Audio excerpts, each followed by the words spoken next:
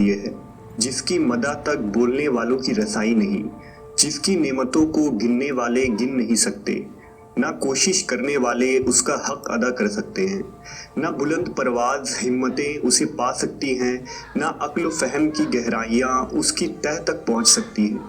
اس کے کمال ذات کی کوئی حد معین نہیں، نہ اس کے لیے توصیفی الفاظ ہیں، نہ اس کی ابتدا کے لیے کوئی وقت ہے جسے شمار میں لایا جا سکے، نہ اس کی کوئی مدت ہے جو کہیں پر ختم ہو جائے۔ اس نے مخلوقات کو اپنی قدرت سے پیدا کیا، اپنی رحمت سے ہواؤں کو چلایا اور تھرتھراتی ہوئی زمین پر پہاڑوں کی میخیں گاڑ دی۔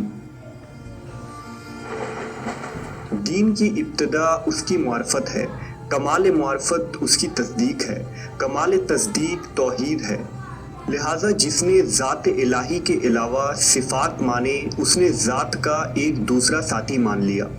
اور جس نے اس کی ذات کا کوئی اور ساتھی مانا اس نے دوئی پیدا کی، اور جس نے دوئی پیدا کی اس نے اس کے لیے جز بنا ڈالا، اور جو اس کے لیے جز کا قائل ہوا وہ اس سے بے خبر رہا، اور جو اس سے بے خبر رہا اس نے اسے قابل اشارہ سمجھ لیا،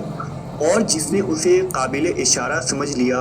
اس نے اس کی حد بندی کر دی، اور جو اسے محدود سمجھا وہ اسے دوسری چیزوں ہی کی قطار میں لے آیا، اور جس نے یہ کہا کہ وہ کسی چیز میں ہے اس نے اسے کسی شے کے ضمن میں فرض کر لیا، اور جس نے یہ کہا کہ وہ کسی چیز پر ہے اس نے اور جگہیں اس سے خالی سمجھ لی۔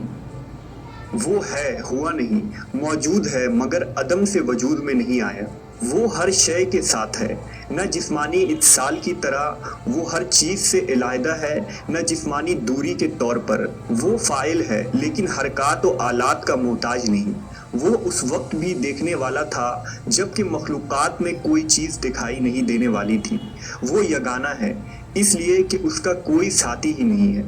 جس سے وہ مانوس ہو اور اسے کھو کر پریشان ہو جائے۔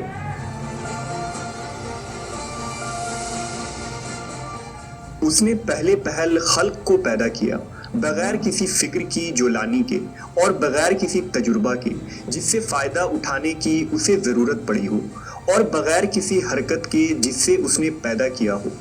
اور بغیر کسی ولولہ اور جوش کے جس سے وہ بےتاب ہوا ہو۔ ہر چیز کو اس کے وقت کے حوالے کیا،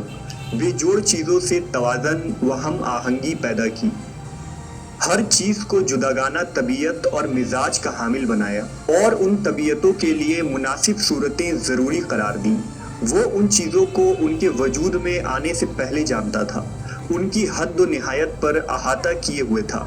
اور ان کے نفوس و اعضاء کو پہچانتا تھا۔ پھر یہ کہ اس نے کشادہ فضا، وسیع اطراف و اکناف اور خلا کی وسعتیں خلق کی،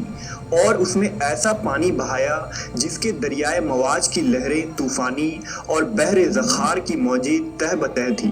اسے تیز ہوا اور تند آندھی کی پشت پر لادا، پھر اسے پانی کے پلٹانے کا حکم دیا، اور اسے اس کے پابند رکھنے پر قابو دیا، اور اسے پانی کی سرحد سے ملا دیا۔ اس کے نیچے ہوا دور تک پھیلی ہوئی تھی اور اوپر پانی ٹھاٹھے مار رہا تھا۔ پھر اللہ نے اس پانی کے اندر ایک ہوا خلق کی جس کا چلنا بانجھ تھا، اور اسے اس کے مرکز پر قرار رکھا، اس کے جھونکے تیز کر دیے اور اس کے چلنے کی جگہ دور و دراز تک پھیلا دی۔ پھر اس ہوا کو مامور کیا کہ وہ پانی کے ذخیرے کو تھپیڑے دے اور بحر بیکراں کی موجوں کو اچھلا دے۔ اس ہوا نے پانی کو یوں مت دیا جس طرح دہی کے مشکیزے کو متھا جاتا ہے، اور اسے دھکیلتی ہوئی تیزی سے چلی جس طرح خالی فضا میں چلتی ہے، یہاں تک کہ اسے متلاطم پانی کی سطح بلند ہو گئی اور وہ تہ بتہ پانی جھاگ دینے لگا۔ اللہ نے وہ جھاگ کھلی ہوا اور کشادہ فضا کی طرف اٹھائی اور اس سے ساتوں آسمان پیدا کیے، نیچے والے آسمان کو رکی ہوئی موج کی طرح بنایا، اور اوپر والے آسمان کو محفوظ چھت اور بلند عمارت کی صورت میں اس طرح قائم کیا کہ نہ ستونوں کے سہارے کی حاجت تھی نہ بندھنوں سے جوڑنے کی ضرورت۔ پھر اس کو ستاروں کی طرح سج دھج اور روشن تاروں کو چمک دمک سے آراستہ کیا، اور ان میں زوپاس چراغ اور جگمگاتا چاند روا کیا جو گھومنے والے فلک، چلتی پھرتی چھت اور جنبش کھانے والی لوح میں ہیں۔ फिर खुदावंद आलम ने बुलंद आसमानों के दरमियान शगाफ पैदा किए और उनकी वसतों को तरह तरह के फरिश्तों से भर दिया। कुछ उनमें सर्वसजूद हैं जो रुकू नहीं करते, कुछ रुकू में हैं जो सीधे नहीं होते, कुछ सफ़े बांधे हुए हैं जो अपनी जगह नहीं छोड़ते, और कुछ पाकीज़गी बयान कर रहे हैं जो उकताते नहीं। ना उनकी आंखों में नींद आती है, ना उनकी अक्लों में भूल चूक पैदा होती है,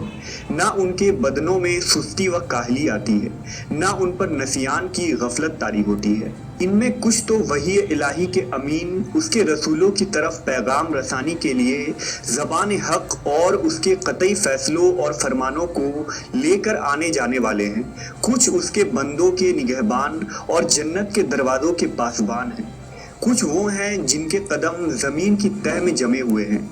और उनके पहलू अतराफ आलम से भी आगे बढ़ गई हैं। उनके शाने अर्श के पायों से मेल खाते हैं, अर्श के सामने उनकी आंखें झुकी हुई हैं